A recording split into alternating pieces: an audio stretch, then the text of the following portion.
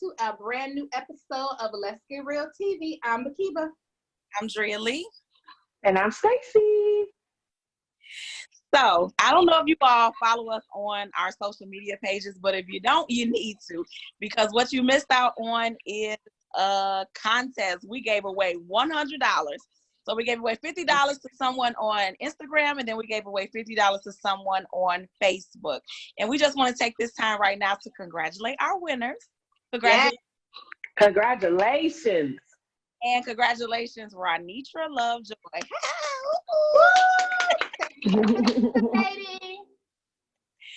And so, as you all know, we're in quarantine, so we are not physically together, but we still want to give you all great content, and we missed you, so we had to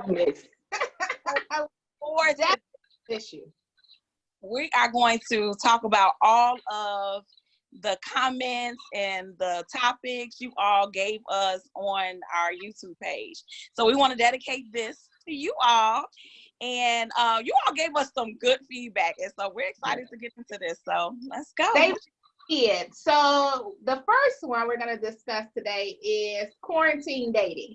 So yeah, so out of our subscribers want to know what are you guys doing as far as trying to keep the romance in your relationship while we're in this quarantine dating, since we're with one another, and things like that, and especially on a budget. Or not even so on the budget, just what thoughtful things are you doing with quarantine dating? So, you guys, what's going on? Because I haven't seen you, I miss you. What's going on? What are you doing? Okay, I got some ideas. I'm not per se doing them because I'm just really looking crazy at home. But I do have some ideas, and now I'm going to integrate them since we are talking about them. I'm going to hear what y'all say, and I'm going to try to spice it up a little bit. But so I thought of a couple things. I thought of a sip and paint date. Oh, okay. You know how we go to the place and do our sip and paint. And I'm on the email list for a company and a local company that does the sip and paints, but because they're closed down, you can go and pick up your canvas paint and bring it home with you. So I thought that would be great if you do something like that, or just go on Amazon and order you a canvas and some paint, and then just have your mind and do your sip and paint. I also thought of a karaoke date night where you could just karaoke drinks. And what else? I got some notes here. Let me see what else I got on here. I even thought of a silent music listening party. So you know how they do that, where you can go and do the silent party. Yeah, that would be cool. I thought that was cute. And then I also had a balcony romantic date. So I live in a condo, so I don't have a backyard, front yard. So I thought I can go on my balcony and then set it up real cute with some roses and candles and all that glitz and glam and stuff. And we dress up. And I thought that would be cute too. So those are my ideas. Some things that we've already done. So I know one of my subscribers said she wanted to know what to do on the budget. So I was like, okay, good. So some of the things we've done is if you go to Dollar Tree, you can get the candles, scented candles for $1. They have the rose petals that are just literally $1. You can get some wine glasses for $1. So it's literally just your presentation. So presentation is everything to me. So you and your spouse, a boyfriend or girlfriend could come in. You can set candles around the bedroom. You can sprinkle some rose petals on the bed. You can get chocolates. I live in a house. So what we did the other night was we did the fire pit, and we had the table with the wine, and then we had we had the big movie screen at the back. So we were watching Bad Boys for Life, and just had our little blankets or whatever, and just was cozied up watching that. One time I came outside and dinner was prepared for me. We have what's that thing, y'all help me?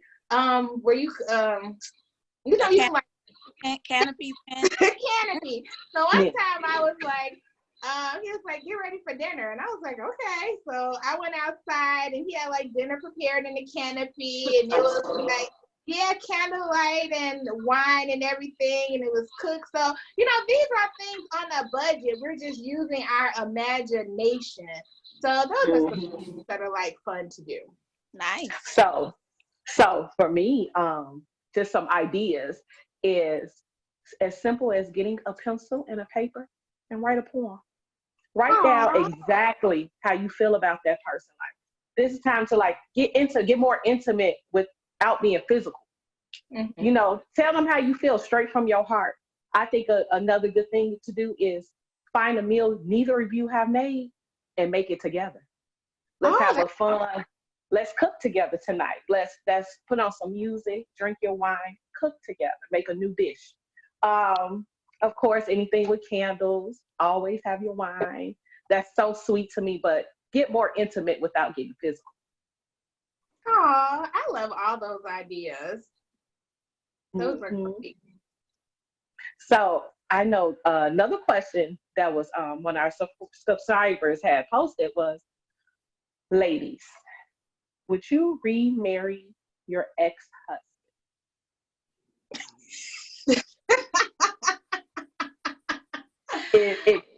If you felt like it's still a little love there, would you give it one more try? No. They're ex for a reason. Long story short, I would say I personally.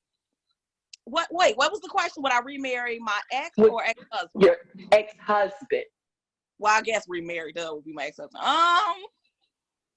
Yeah, no. He's an ex definitely for a reason. And then I don't like going backwards in any situation. So unless it has been maybe 20 years, we've really had time to change our lives and grow, and really we might have changed careers, children. I mean, I'm gonna need a whole new person in him. Well, we had that discussion before, and I was actually like watching some of our past episodes, and we were talking about like when a person can change for you. So he would literally have to change for you in order for you to remarry him. Yeah, and so that's why it would take a long time, because it would have to be literally like I'm talking and I'm marrying a different person. Like, not just he fixed his mistakes that he made. Mm-hmm. We both have to be like new creatures in God. I'm gonna tell you because again, you're ex for a reason. So you're gonna be thinking like, his past things. Even though he's showing you I'm just talking about me. I might be thinking of, this facade looks great, but I'm gonna be waiting on the shoe to drop. Like, is this always about to come back or something like that? So I don't know. I would probably have trust issues, so that would be a no.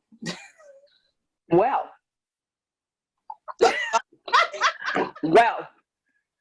the answer to that for me is no, but I have. I was married. I got a full divorce. And after a year of being divorced, we remarried each other. And the marriage lasted for about 5 years. Hold on one second, Stacy. Hold on. Yes. To the subscriber that wrote this question, how y'all even know that one of us went through this? Yes, when I saw that question, I said, and I whoop, because that's so close for me, because I did it. Yeah. And do I regret it? No. Would I do it a third time? Absolutely not. Mm. I believe people can change because I changed. I'm a totally different woman than I was our first marriage. The class, he didn't change. So for me, I was so caught up in that I changed that I didn't see there was no deep change. It was only surface change. I actually have an aunt and an uncle that were married. They divorced, and I think it was about 6 years later, they remarried each other, and they've been married now for over 20 years. So with me seeing that before, it can work, but it takes for not one person to change or half a change. you do have to fully change as an individual for you all to come back collectively and for it to work, because it can't, and it can't. So I did, I lived it. I won't do it again. Because I always get asked, like, if you found out he changed for real, would you do it again? I said, that's none of my business. It's not, he could be a totally different person. And my answer is no. So that was a good question. Preachers, we'll have to literally be both of us. We'll have to just be. Oh, that's a deep one. No, that would definitely have to have his hand in it. Yes. And I probably would be like, you sure? Because I don't know. Yeah, he'd have to come down. Mm-hmm. Do a little tapping. Did you hear? Yeah. He had to come down there and do that. Because And I'm going to add this. When the marriage failed the second time, it literally devastated me and almost derailed me in my life. So because I went through so much trauma, because you guys, I was all in. I was all in because nobody tell me nothing. Literally, my family, my friends, they was, are you sure you want to do this? And I didn't care what no one said. I loved him. And I was going to do what I was going to do. And I was embarrassed when it failed again for the second time. I felt humiliated. It was so many emotions that came with it that I said, you know what? But even with all that, I still don't regret it, because I didn't want to live with the shoulda, coulda, wouldas. Because my love didn't die. I still have a level of love for him now. We're building a friendship now with one another, but it just didn't work romantically. Romantically, we couldn't get it together. But the string of different emotions that I went through, it almost derailed me. And so I strongly speak against it, even though I have an aunt and uncle that was successful. My answer is no. So I got a question for you, Stacy.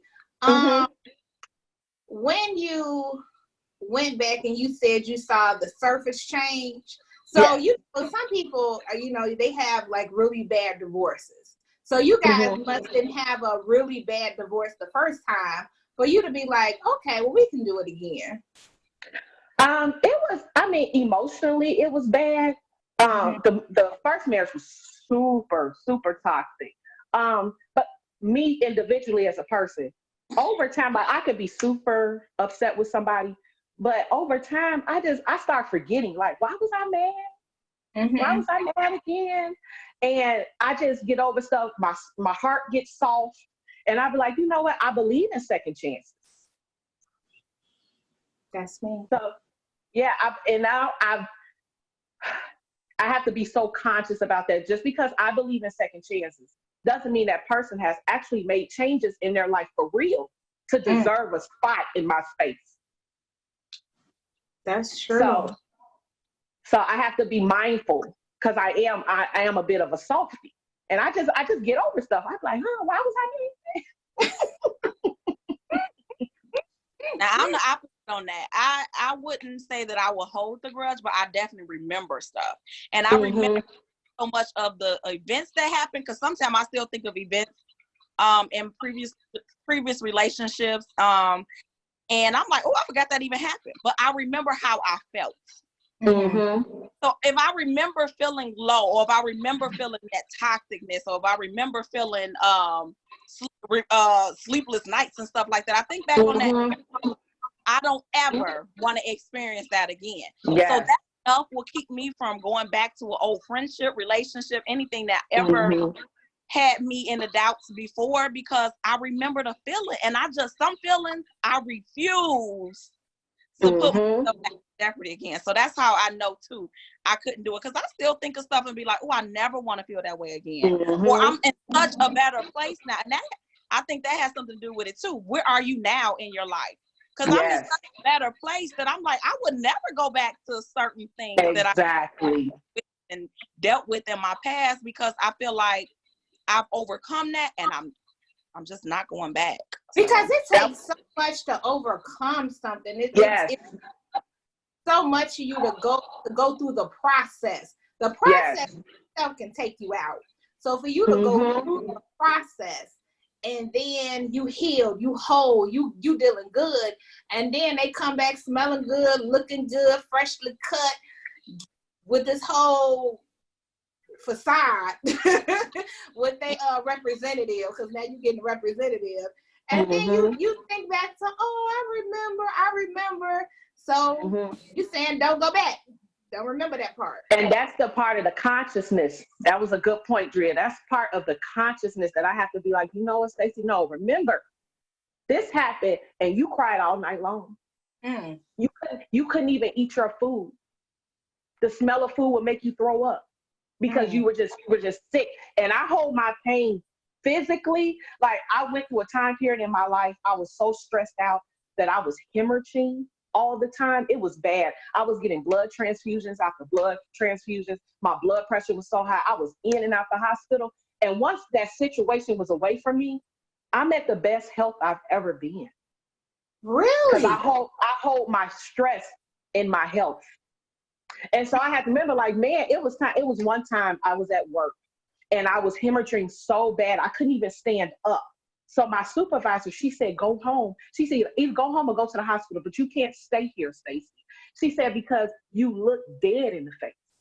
I had got that sick. And when I went home, I ended up going to the hospital, and I was hospitalized for 9 days. It was all stress. And so that's you part were of hospitalized for 9 days due to stress? Because I was hemorrhaging and the blood pressure was out the roof.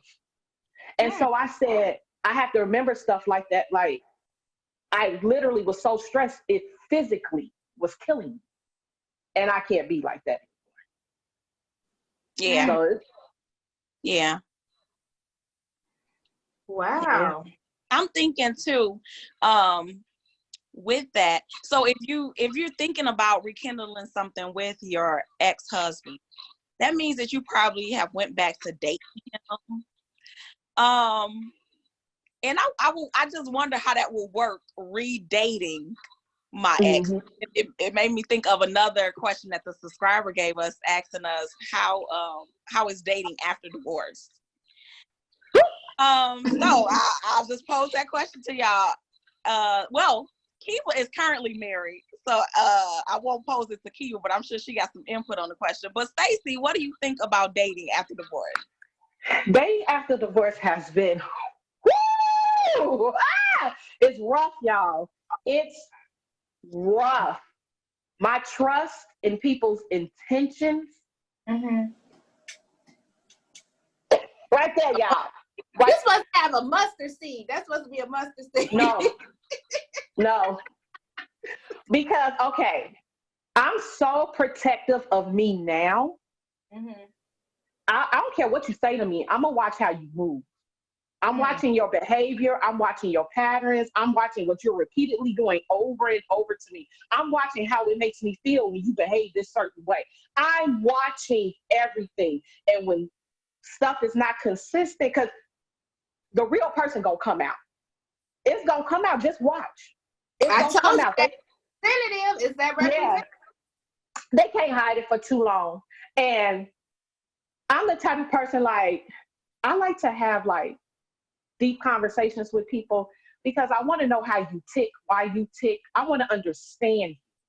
So when I'm talking to someone or trying to date them and they're not trying to understand me while I'm trying to understand them, I'll be done, y'all. I'm done. So it's really rough for me because a lot of people don't want to go on that level. They want to keep it surface. But no, we older.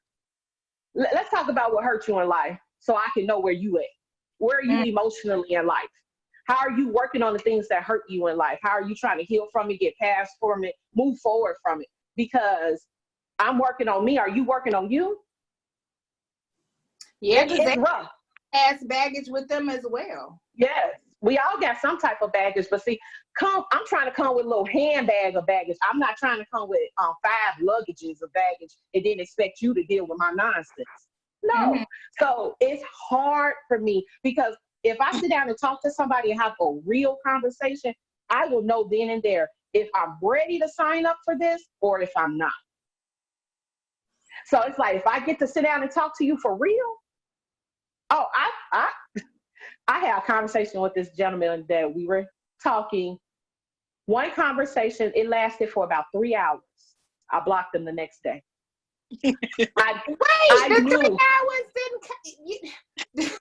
Wait, you gotta explain. 3 hours. Conversation was rolling. A lot was revealed. And I decided, I knew in my hearts of hearts, I said, no, thank you. No, thank you. And I blocked him the next day. Because why wait? I'm not trying to waste time. Right. So you knew from that 3 hours that you didn't want to do another 3 hours. Yep. I didn't want to do another 60 seconds. 3 days, 3 months, 3 years. No, nothing. Nothing. And so one of my friends, is a male friend. He tells me I'm kind of cutthroat. I said, well, I can, because I just know. It's just something in me. It's like, I know. And I'll be like, oh.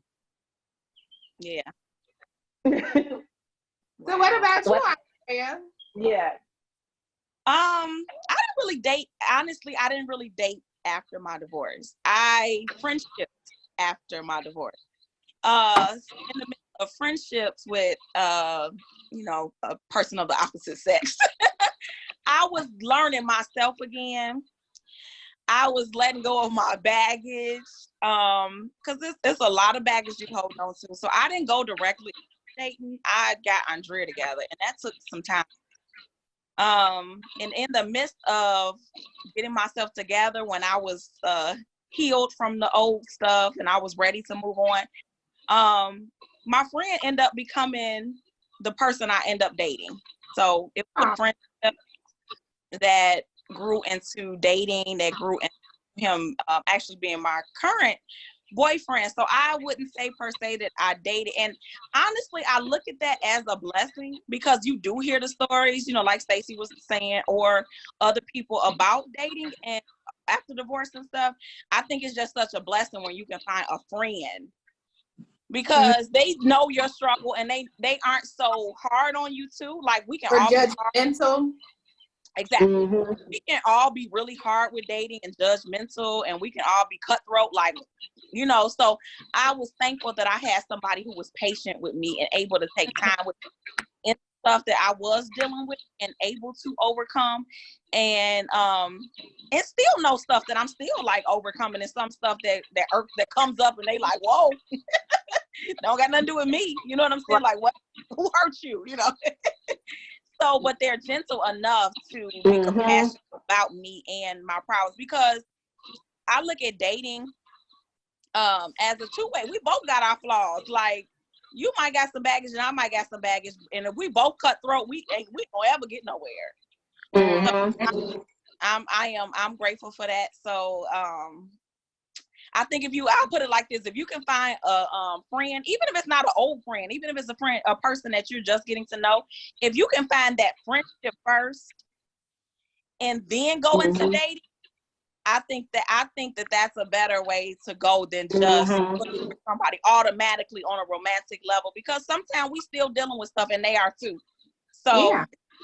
And that's a real good thing, Drea, because shifting my mind from being married so long, shifting my mind from a committed relationship to being single, I'm learning a lot. Like, it's a different ball game. So right. I have to shift, because I'm used to. Also, I'm sorry. Before I was married, I was in committed relationships, so I didn't really have the dating. This is the first time I've ever dated in my entire life. I went from one serious relationship to another serious relationship. And so there has been I have to shift my mind. Right. On how it should go. And friendship, that is such a good point. Friendship is so important, to just be friends and build from there. Yeah. I remember, because Andrea, when she let me tell y'all. I love Andreas. Can I tell your story just a little bit? Look, you get real and tell my business. Okay, thank you. You gotta ask first. Just gotta put your people business out there. Let me tell y'all. boyfriend, and I say the title boyfriend seriously, because she was so serious about, I be like, Andrea, he is so sweet. This man would have flowers delivered to the job. He would have edibles for everybody at the job just delivered. He was just so kind. She would get food every day at different, like when I tell you this man went above and beyond, and he was her friend. And I'd be like, Andrea, what's taking so long, girl? Why is he not the boyfriend? And she was like, Bakiba, no, he is just a friend. And I'd be like, okay, so then some more stuff come to the job. And when I tell you the one thing, this is just in my own mind, the reason why I think he became her boyfriend, because he was consistent. Like, he did not drop the ball. And if he a week went by and I'd be like, Andrea, where our flowers at? We ain't getting that this week. Where our edibles at? She'd call him and be like, keeping them said we ain't getting none. And maybe when I tell you, no bell be ringing, and then these people coming in with some stuff. If he thought he was slipping a little bit, he'd get right back on them toes. So one day I was like, so how's our friend doing? She was like, me, our boyfriend. I was like, yes!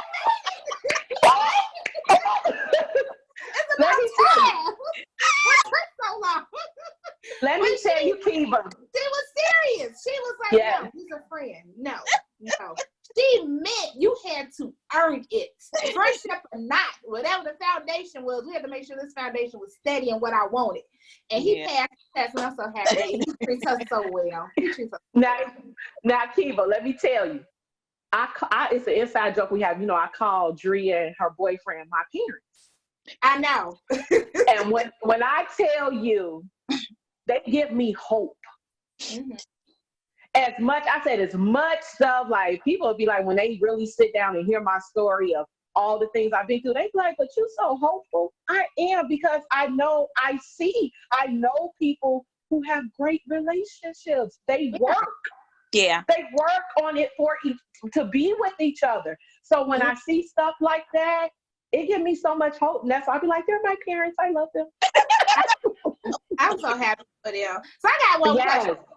A lot of people are, since we're all in quarantine, we're still in quarantine, and they talk about it looking like the middle of June, y'all, and it might get extended further, but we're going to leave that right there. But a lot of my single friends have started online dating aggressively. So have you guys ever did like the online dating thing? Have you ever did that, Stacy? Have you ever swiped left, found your man? Well, a friend. Well, okay. Something about my personality, Kiva, that you gonna learn is, I know quickly if I'm gonna like something or not like something. Like, quickly. I tried the online dating. I absolutely did not like it. I tried, I actually met someone online. We actually met for a date. I knew in that one date, I didn't want to ever talk or see him again. I did. I got to do real quick. So it's to do online dating, it's such a vulnerable thing to do. It was frightful to do. You have so many people sending you messages, so many people pretending. So it's so many you got to weed through. So then you finally say, okay, yes, we can go on a date. And then it was hell date. And it was just such an experience. I didn't like it. And I was like, I will never do online dating again. So now you let that one date discourage you? I know me. You got to know yourself. I know me. I didn't like the overall experience of online dating.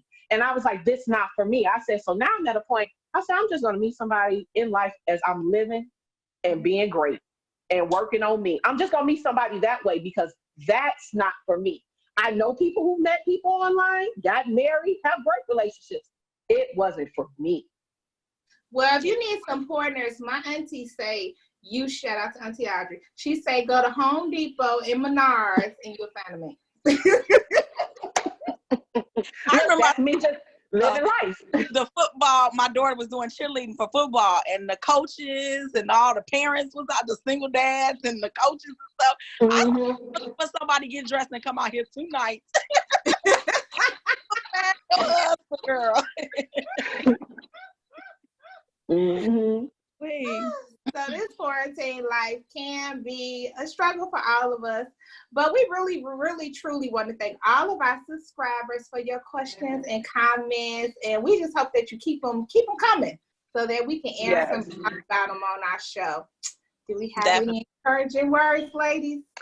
Well, I do want to say, with all the topics we talked about with dating, divorce, dating after divorce, and all this, I just don't want people to lose hope, because I still believe it's love out there for everyone. You can find your person will find you.